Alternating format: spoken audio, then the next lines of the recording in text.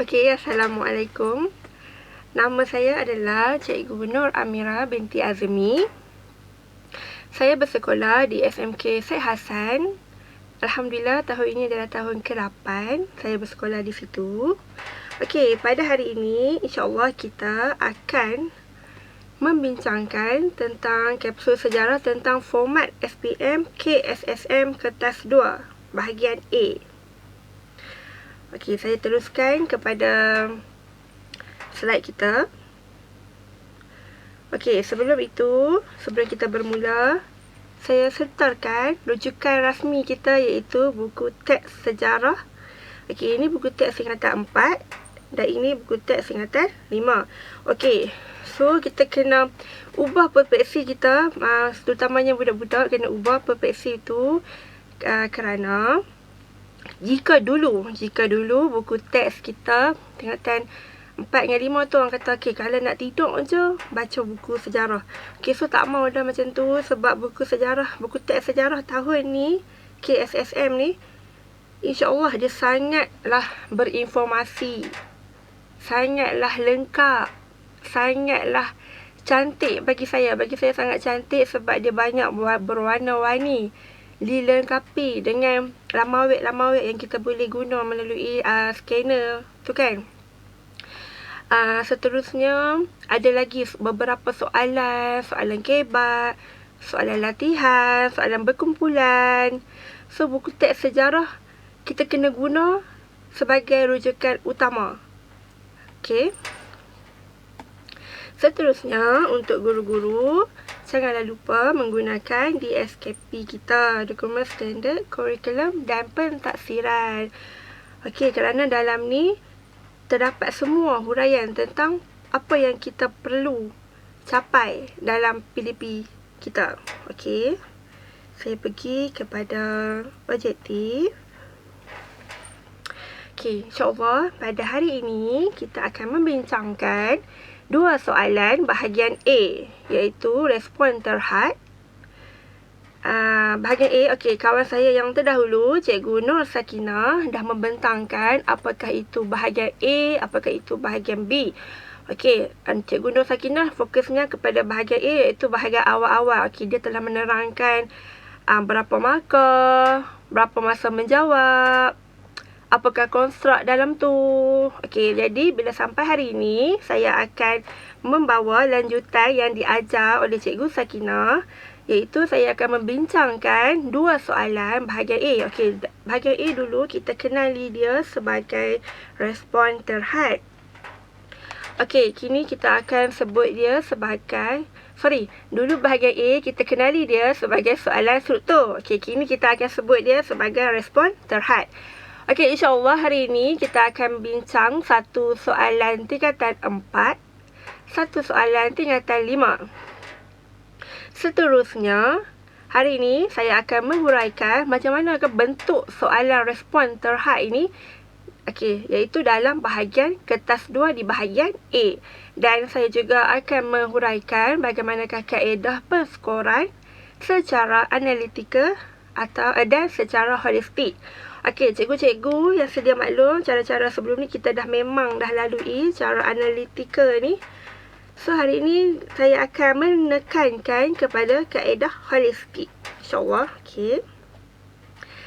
Kita terus masuk kepada bahagian soalan, contoh soalan. Okey. Okey, adakah jelas? Okey, insya-Allah jelas. Okey, ini adalah contoh soalan bahagian A. InsyaAllah dia adalah format yang sama juga iaitu bernilai 10 markah dan dia ada pecahan soalan dia A, B dan C. InsyaAllah sama. 2 markah, 4 markah dan 4 markah. So, semua itu adalah 10. Okey, saya memberi contoh bahagian A tingkatan 4 bab 4. Okey, kertas putih 6274 membentangkan 13 perkara kandungan Malaya Union yang diluluskan oleh Parlimen British di London. Mengapakah British menumbuhkan Malaya Union? Okey, ini adalah soalan nombor 1A. Kita andaikan dia soalan 1. Jadi dia adalah dalam konstruk mengingat. So, calon-calon kena ingat kenapa British menumbuhkan Malayan Union. Okey, kita pergi kepada seterusnya. Okey, ada dua dah. Ada 1, 2.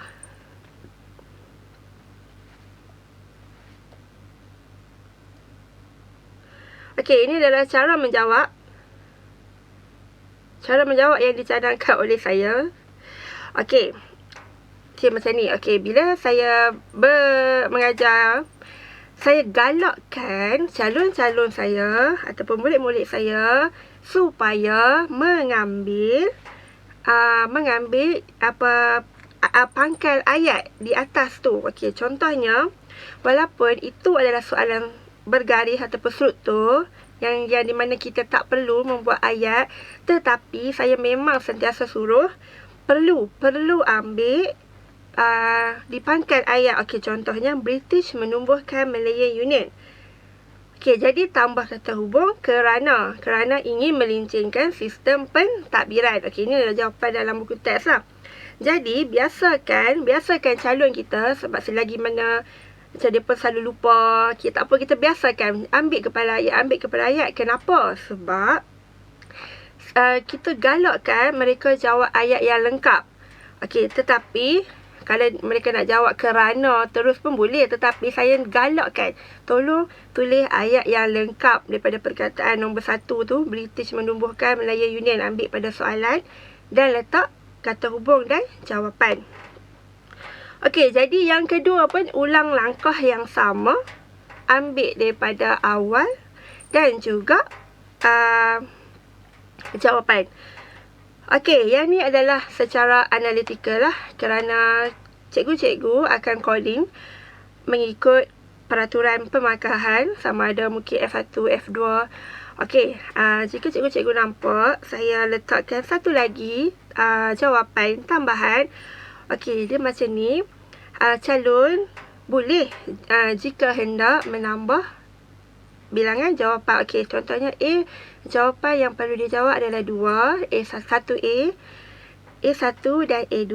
Okey, namun jika calon terasa was-was ataupun banyak idea, okey, calon boleh tambah asalkan ia tidak comot, asalkan dia senang dibaca oleh pemeriksa, tiada masalah ya untuk yang ni.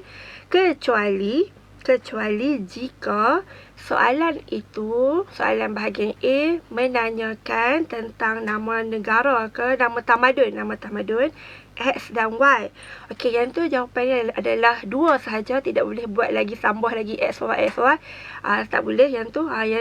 Yang mana ada X, Y, nama-nama semua itu adalah tidak boleh. Kalau macam ni kita diterima. Okey, ini adalah analitika ya. Cikgu-cikgu sedia maklum cara-cara analitika. Saya akan pergi kepada bahagian 1B.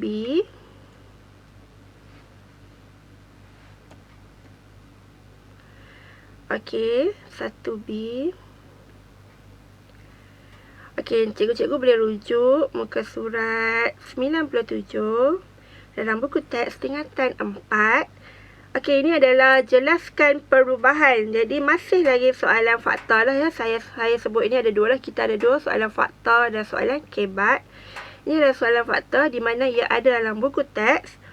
So, calon-calon kena ingat memahami yang ni.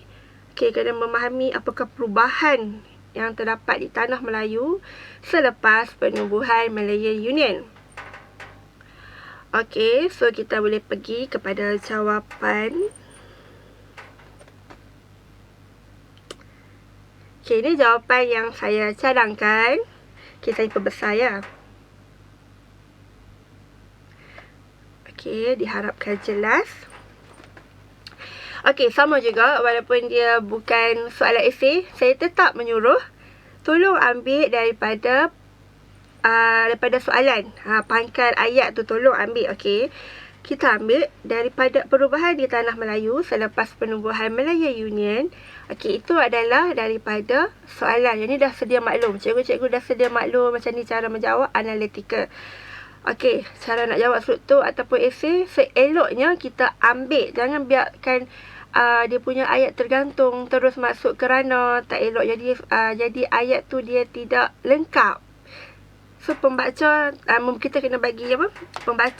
Pemeriksa baca dengan wal lengkapnya ayat ni. Okey. Kita letak kata hubung yang saya highlightkan biru itu adalah kata hubung. Kata hubung negeri-negeri Melayu. Okey, ini adalah jawapan dalam buku teks ya. Memang dia panjang lah untuk saya tunjuk hari ni, tapi saja kita boleh buat jawapan yang biasa calon buat. Okey, perubahan di Tanah Melayu selepas penubuhan Malaya Union ialah negeri-negeri Melayu bersekutu, negeri-negeri Melayu tidak bersekutu dan negeri-negeri Selat kecuali Singapura disatukan menjadi satu unit pentadbiran. Saya andaikan, okey, ini adalah analitika, bermaksud pemeriksa baca satu ayat, okey, jumpa jawapan right. Okey, itu adalah analitika, jawapan yang sama dalam peraturan pemarkahan. Okey, saya andaikan F1, F2, F3, F4 macam itulah di dalam peraturan pemarkahan. Okey, saya andaikan satu tu adalah F1, so satu markah di situ dan titik. Tolong titik lah, sebab saya memang galakkan calon menjawab satu ayat yang mudah dan ringkas. Titik. Okey, titik dan letaklah penanda wacana. Penanda wacana ni banyaklah, seterusnya, selain itu, di samping itu. 3 tu lah yang selalu diguna pakai. So tiada masalah, ulanglah, ulang. Okey. Yang ni, okey, seterusnya Sultan, kembali kepada F1. Jika ini adalah jawapan dalam buku teks lah. Jika calon kita menjawab negeri-negeri Melayu tu, dia tak jawab macam tu. Dia jawab seluruh tanah jajahan daripada tanah Melayu hingga ke Johor ataupun seluruh tanah Melayu dan kecuali Singapura di bawah satu pentadbiran. Itu pun merujuk kepada semua pentadbiran yang dijajah oleh British. So kita boleh terima. Okey, seterusnya penanda wacana itu, Sultan menjadi ahli majlis raja-raja hanya membincangkan soal agama Islam dan adat istiadat. Ini adalah F2, iaitu membincangkan.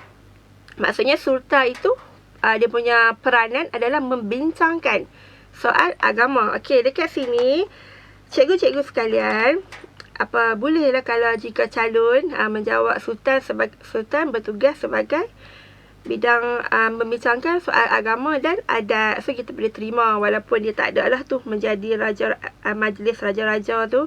So tak ada masalah, kita boleh terima. Okey, seterusnya saya guna penanda wacana lagi, iaitu saya memilih selain itu Malaya Union diketuai oleh Gubernur British. Okey, ini adalah jawapan dalam buku teks, tetapi jika calon menjawab seterusnya Malaya Union diketuai oleh Gubernur British. Okey, titik. Jika tiada dilantik tu pun kita boleh terima. Tetapi biasakan jawab ayat yang lengkap.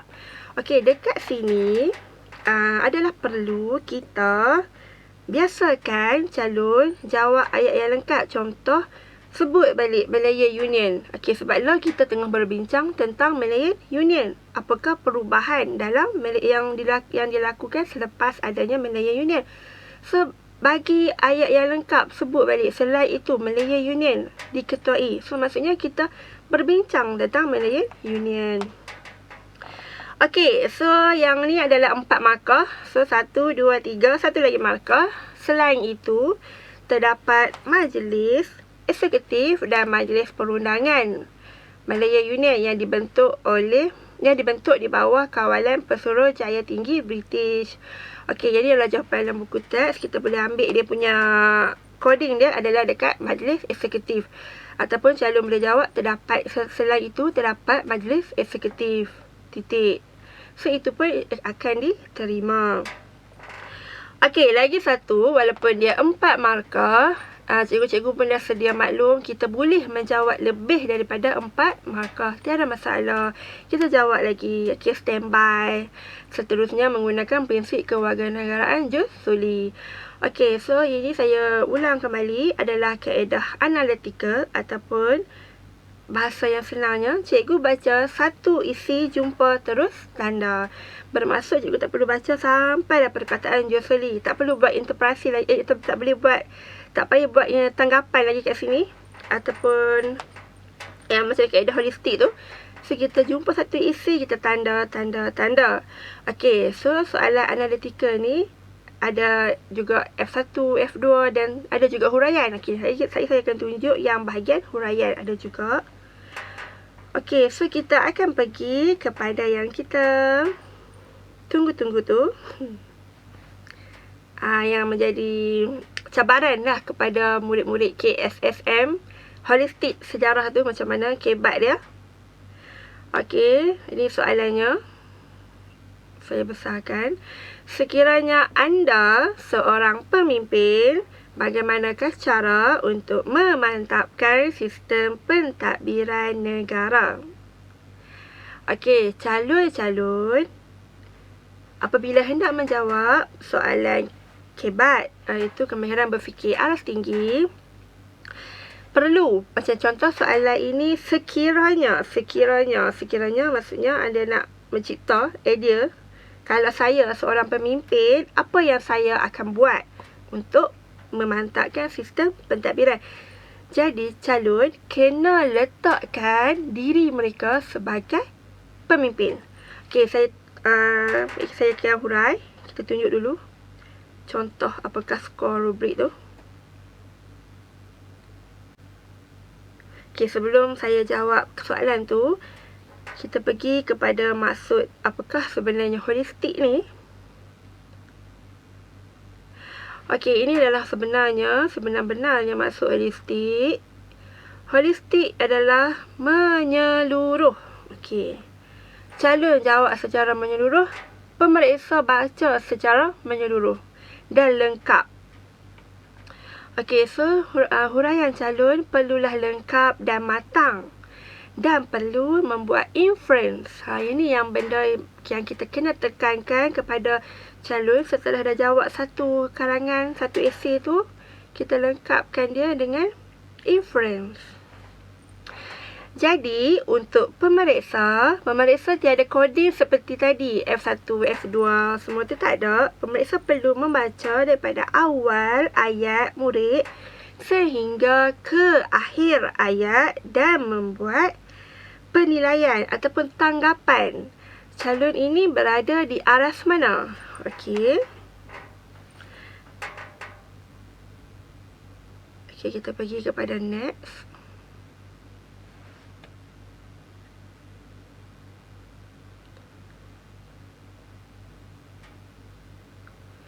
Okey, kita akan kenal latar belakang holistik.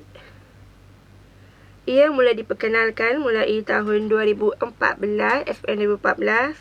Okey, pemeriksa perlu baca semua jawapan calon dan jangan koding lagi dan memberi impression ataupun tanggapan. Okey, menanda secara wisdom coding iaitu menggunakan kebijaksanaan lah wisdom itu. Okey, untuk bahagian A, kita cuma ada 2 aras sahajalah kerana markah paling tinggi adalah 4. Jadi, yang di mana aras 1 dan 2. Aras 3 dan keempat adalah untuk bahagian B. Okey, saya fokus kepada bahagian A. Aras 1 iaitu markah dia 1 hingga 2. Dan aras 2 markahnya 3 hingga 4.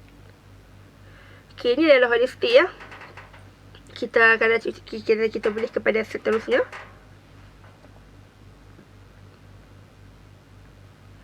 Okey, saya sediakan sedikit rumus. Sejarah pun ada rumus.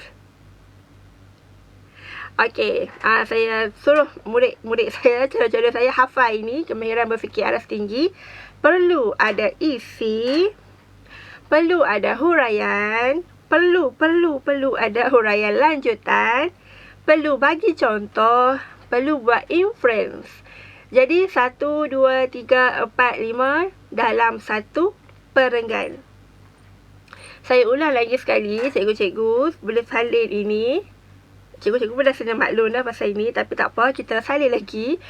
Ingat isi, huraian lanjutan, contoh, inference. 5 benda ni akan menjadikan jawapan calon itu lengkap, menyeluruh dan bersepadu. serta pemeriksa pun memberi interpretasi ataupun impression and boleh kalau contoh macam 4 markah. Okey, nampak ada semua ni. Okey, boleh pergi kepada aras kedua iaitu markah 3 dan 4. Okey, so calon perlu ada isi, ada huraian, ada lanjutan, ada contoh, ada inference. Okey, kita akan pergi seterusnya ya.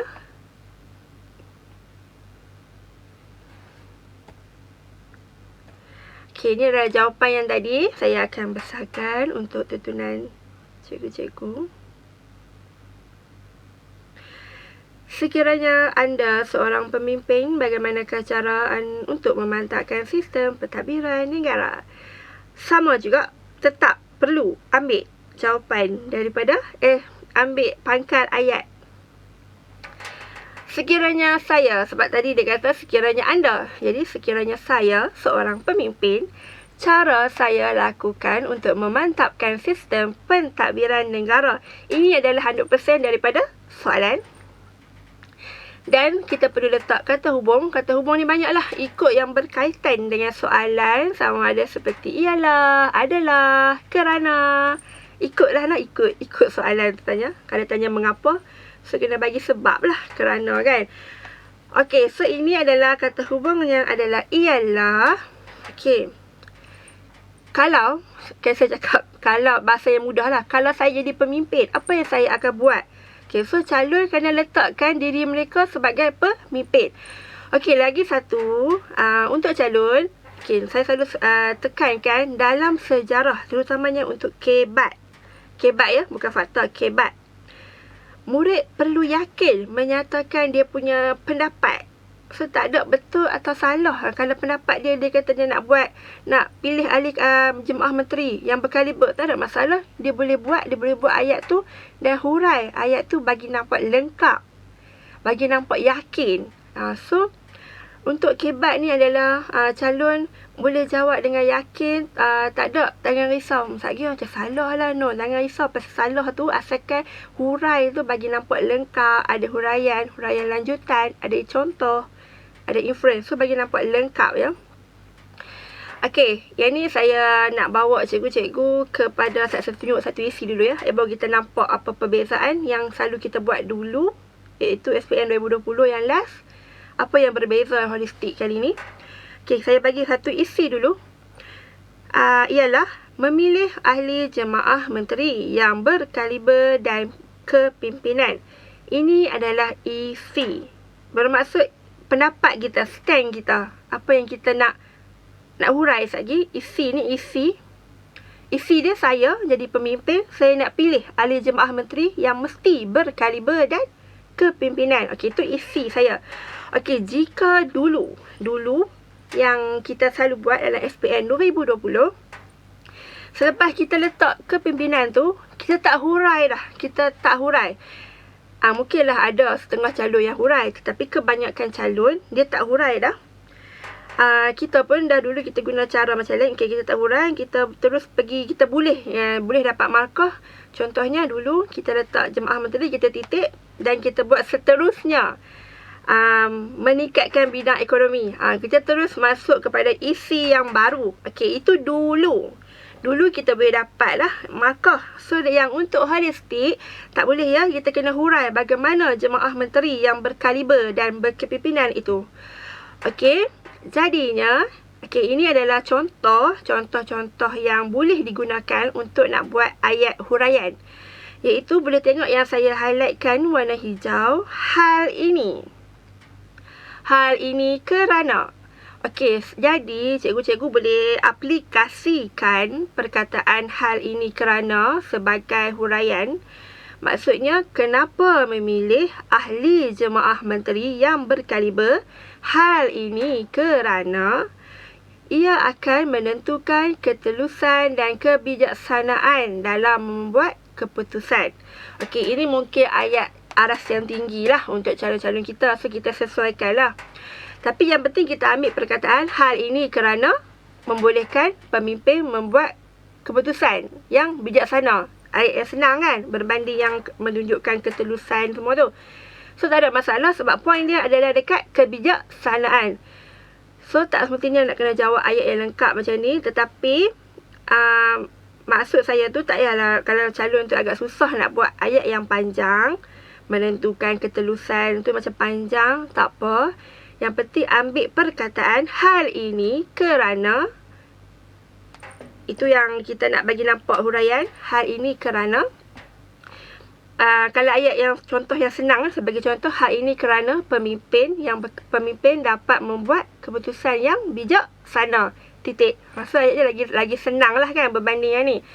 So dekat sini point dia adalah dekat bijaksana. Maksudnya ada kaitan dengan berkaliber. Okey, dia berkaliber. Sebab apa berkaliber? Sebab bila dia berkaliber, dia boleh buat keputusan secara bijaksana.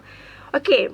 Ni adalah nilai-nilai murni lah. Yang nilai murni yang boleh dapat daripada kita boleh tengok lagu-lagu ataupun lagu-lagu patriotik Malaysia. Banyak nilai murni. Ni semua bijaksana, berkaliber. Okey, seterusnya ingat lagi rumus tu. Isi huraian. Lanjut. Huraian lanjutan. Okey, so untuk nak lanjut tu, kita boleh guna perkataan ni oleh itu. Oleh itu. Tadi huraian sahaja, hal ini kerana. Untuk lanjut, huraian lanjutan, kita letak perkataan oleh itu. Okay, ni saya cadangkanlah, boleh nak guna ayat apa pun, tapi asalkan bagi nampak lah huraian lanjutan. Okay. Oleh itu, pentadbiran akan lebih tersusun dan sistematik. Okey, cikgu-cikgu, nampak tak dia punya kronologi dia? Okey, tadi pilih jemaah menteri yang berkaliber. Kenapa? Kerana apabila mereka berkaliber, mereka akan buat keputusan yang bijaksana. Jadi, apa yang terjadi? Nak lanjut. Lanjut tu lebih kepada kesan. Okey, untuk soalan ni lah kesan. Dah mereka buat keputusan bijaksana, jadi pentadbiran lebih tersusun dan sistematik. So nampak ada apa, kenapa kena buat isi, kenapa kena buat huraian, kenapa kena buat huraian lanjutan. Okey. Nak bagilah contoh, sebab kita dah bagi pendapat dah ni. So kita nak mengkuatkan lagi kita punya pendapat tu, kita bagi contoh. Contohnya Menteri Pertahanan Menteri Pertahanan Malaysia Datuk Seri Ismail Sabri telah membuat keputusan yang sewajarnya untuk menangani pandemik COVID-19 yang melanda Malaysia. Okey, macam baca berita dah pula. Okey, tak apa. Jika calon alah, tak ingat nama lah. Okey, tak apa. It's okay. Asalkan bagi letak buat contoh. Contoh Menteri Pertahanan Malaysia mengatasi ataupun menangani masalah COVID. So, bagi contoh yang semasa lah, ikut pada soalan lah. Kalau nak bagi contoh tu, bagi nampak siapa yang buat ni, siapa yang berkaliber. So, bagi contoh nampak macam mana yang kita punya isi tadi berkaliber tu. Okey, 1, 2, 3. Okey, contoh dah selesai. Isi, huraian lanjut, contoh. Dan yang kelima, untuk melengkapkan satu perenggan ya. Okey, satu perenggan, kita kena ada inference. Okey, pernah budak calon tanya cikgu, ni inference yang dalam sains tu ke? Dah. Itu bukan inference lah. Kalau inference dalam sains tu apa? Semakin tu ke? Apa dah? Tak apalah. Ini inference dalam sejarah. Iaitu kita dah bagi dah pendapat, kita dah bagi dah contoh, kita kena buat kenyataan. Kita suka ni, kita macam yakin kita nak pilih ahli jemaah yang berkaliber. So, kita kena tekankan kita nak pilih. Macam tu lah maksud dia kalau nak buat karangan tu. Okey, so untuk inference, kesimpulannya, kewibawaan seorang menteri amat penting dalam memajukan negara. Ini contoh lah, maksudnya kita stand kepada cara nak mantapkan pentadbiran negara tu. Okey, ataupun kalau yang inference yang senang. Okey, kalau nampak macam ni, macam kita buat ayat yang baru pula lah kan sikit, tapi sama jugalah dia nak bagi tahu cara untuk memajukan negara. Okey, ataupun calon boleh buat kesimpulannya, menteri yang berkaliber amat penting dalam memajukan sistem pentadbiran negara. Jadi maksudnya kita boleh ambil balik daripada isi pertama kita tadi. Tak ada masalah. Asalkan tak larilah dengan lebih buat inference tiba-tiba Kesimpulannya, ekonomi sangat penting. Sedangkan tadi duk cakap tentang jemaah menteri berkaliber. Tak bolehlah duk buat yang lain. So, inference ni maksudnya yang sama dengan isi tu. Kita kena jawab, kena macam huraikan semua kesimpulan kecil. Okay, saya harap cikgu-cikgu faham untuk cara nak jawab holistik ni. Kita tengok lagi satu contoh. Untuk bahagian A tingkatan 5. Saya pilih bab 5 ya. Okey, ni adalah soalan sama macam tadi. Bentuk dia ada soalan A, ada soalan 1, 2. Okey. Soalan 2 markah.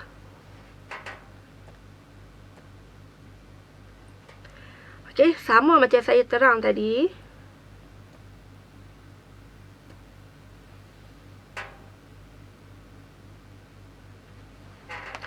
Saya sentiasa menggalakkan mereka, murid-murid, tolonglah ambil daripada ayat yang pertama soalan. Okey, kerana kita tak ada isu. Kalau kita ambil saja kita was-was, ayat tak lengkap lah, apalah. So, tak ada isu, kita ambil lah. Langkah selamat, kita ambil daripada ayat soalan tu. Nyatakan intipati perjanjian tersebut. So, ambil daripada soalan, intipati perjanjian tersebut ialah. Okey, yang ni ada dalam kutip muka surat 103. Tarikh pembentukan 31 Ogos 1963. Intipati perjanjian tersebut, Sabah, Sarawak, Singapura menjadi ahli dalam Persekutuan Malaysia. Okey, ini adalah saya nak ajak cara ni kan. Ini adalah analytical, bermaksud jawapan sekali baca right ikut dalam peraturan permakahan. Okey, sama juga macam yang tadi. Kalau lah calon nak jawab 3, 4, tak ada masalah. Kerana dia bukan nama-nama tamadun ke, nama-nama tokoh ke, so tak ada masalah.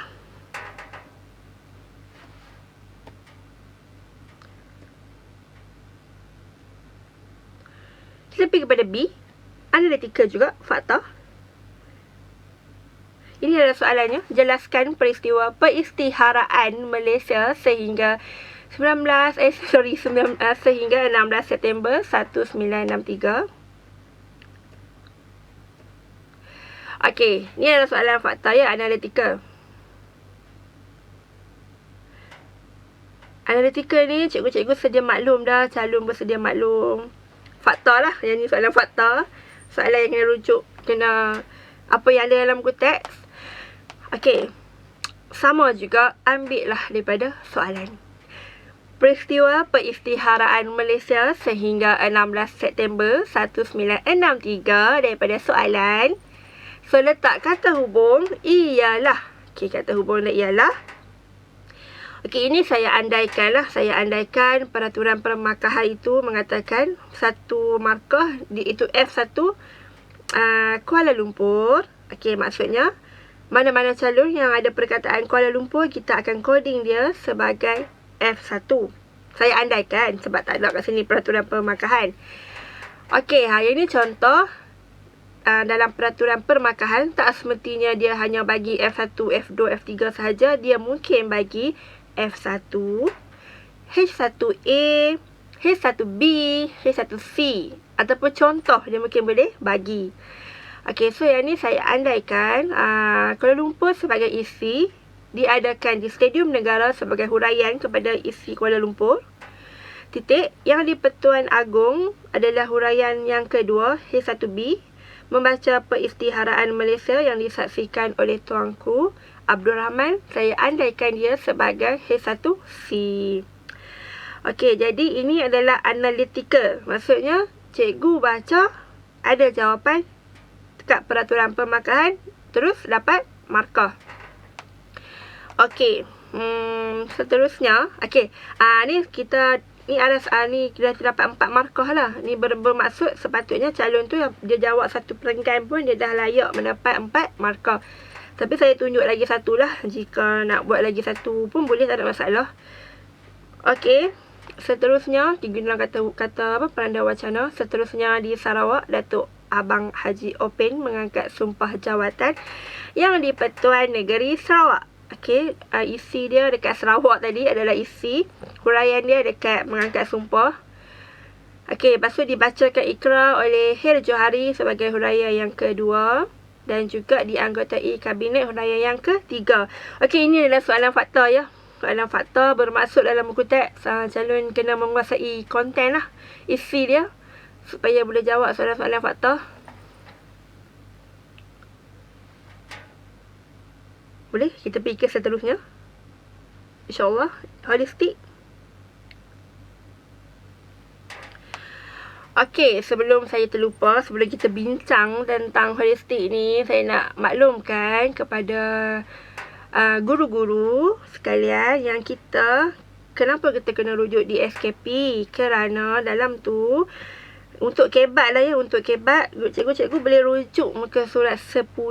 Kerana dalam tu dia menerangkan konstruk-konstruk yang sesuai, yang konstruk-konstruk yang dinilai dalam kebat, yang digunakan dalam kebat, antaranya seperti mengaplikasi, menilai, menganalisis dan mencipta. Okay, kita tengok saya boleh tunjukkan, insyaAllah. Tak apa, sebab saya tekan kat sini takut terlupa saya. Okey, so kita pergi pada sini. Soalan dia 4 markah, soalan holistik. So ingat lagi tak rumus kita? Isi, huraian, huraian lanjut, contoh, inference. Ingat rumus tu? Suruh student kita, suruh anak murid kita hafal isi, huraian, huraian lanjut, contoh, inference. Okey, itu rumus kita, sejarah pada rumus.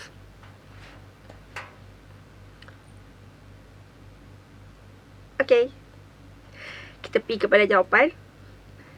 Okey, saya besarkan sikit ya. Macam biasa, tolong ambil pangkal ayat dekat soalan. Pembentukan Malaysia telah dilakukan dengan cara teratur. Okey, tu sebab tadi soalan dia sebuktikan kan. So kita kena ambil soalan, tak payah fikir macam mana nak buat ni. Tak payah fikir ni sangat, ambil dekat kepala, dekat tu pangkal ayat. Saya selalu sebut dia kepala soalan. Ambil kat situ. Pembentukan Malaysia telah dilakukan dengan cara teratur. Okey, itu adalah yang awal. Kerana adalah kata hubung. Okey, isi. Kerana melibatkan semua kaum. Okey, itu pendapat saya. So, calon kena bagi pendapat macam tu. Okey, kenapa dia kata teratur? Sebab semua kaum terlibat. Melayu, Cina, India bersama-sama terlibat. Termasuk Sabah, Sarawak. Okey. So, jadi isi dia, stand dia, pendapat dia, dia kata teratur sebab semua kaum. Okey, so isi dia, kita kena bagi huraian. Apa yang kata melibatkan semua kaum tu? Apa dia? So, buktinya boleh guna hal ini kerana semua kaum berpeluang menyuarakan pendapat. Ya. Tadi isi kita, semua kaum. Melibatkan, ayat melibatkan semua kaum. Apa bukti kata melibatkan semua kaum? Huraian.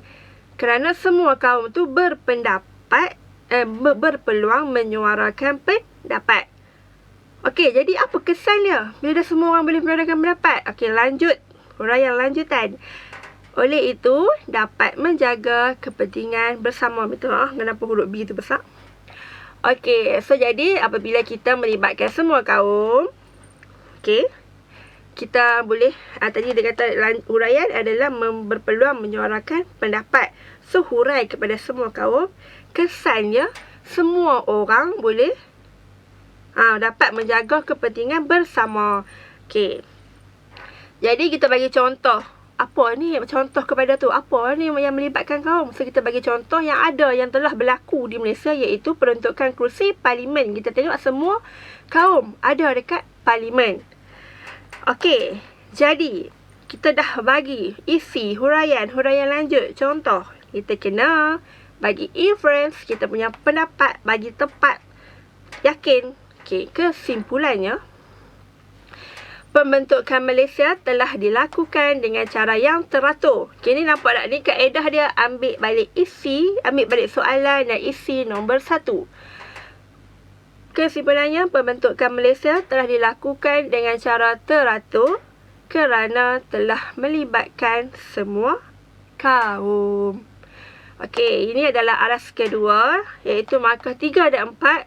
Pemeriksa buat pemeriksa buat tanggapan ataupun impression Okey, bacalah. Oh, okey, baca daripada awal. Oh, ada isi. Okey, dia hurai. Dia hurai lagi. Dia bagi contoh. Wow, dia buat kesimpulan ataupun inference. Jadi, pemeriksa membuat wisdom tadi kan, kebijaksanaan, iaitu kita membuat tanggapan. Wisdom tu duduk dekat atas 2 ni. Jadi nak bagi 3 atau 4 bergantung kepada pemeriksa itulah, sama ada dia tengok kata-kata dah kukuh apa semua pendapat disokong dengan huraian lanjut, contoh, insya-Allah dia akan dapat 4 markah. Okey, kita ni ya sebetulnya dia. Okey, saya terus ni satu lagi. Saya huraikan ni adalah dalam buku dalam DSKP yang tadi saya sebut tadi tu, kemahiran berfikir aras tinggi ni. Cikgu-cikgu boleh rujuk dah. Muka surat 10 DSKP kita hari ni yang saya katakan, yang konstruk yang terlibat dalam soalan kebat, mengaplikasi, menganalisis, menilai, mencipta. Okey, jadi kita tengok balik dalam DSKP tu untuk kita menguasai lagi cara-cara kebat, apa yang dinilai, konstruk apa. Okey. Okey, jadi sebelum saya akhirkan penerangan kapsul sejarah ini, saya minta maaf andai ada tersalah cakap. Jadi kita adalah format baru, KSSM, tajuk silibus yang baru, penguasaan yang baru, semua belajar sama ada daripada guru dan juga murid-murid. Kita sama-sama belajar benda yang baru. Jadi, saya harap perkongsian saya ini dapat menambah, memberi manfaat, memberi sedikit info kepada guru-guru sekalian untuk memudahkan lagi cara pengajaran kepada calon-calon kita. Saya minta maaf anda ada tersalah silap ya. Okey, jadi saya akhirkan dengan ucapan terima kasih.